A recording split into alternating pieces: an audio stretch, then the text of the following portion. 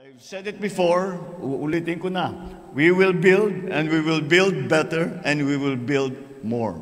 I seek to widen the focus of infrastructure development to allow for growth in far-flung municipalities. Ayaw po natin nakikita na sa Maynila lamang, sa Luzon lamang ang lumalago at gumaganda. Kailangan po, wala pong naiiwanan. Kahit na sa lalupalop na napakalayo ay nararamdaman nila na meron silang pag-asa, na merong mga opportunity, na merong tumutulong sa kanila na pamahalaan para pagandahin ng kanilang buhay.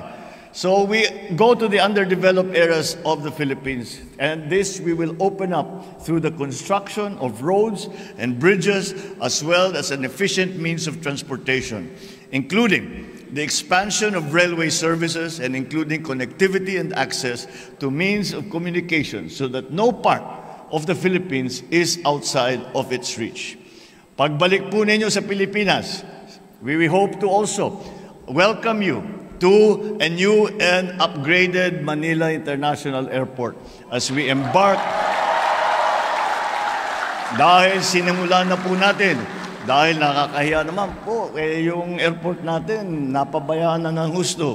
At pagka yung mga nag-aaral tungkol sa mga airport, hindi maganda po ang report sa airport natin sa Maynila.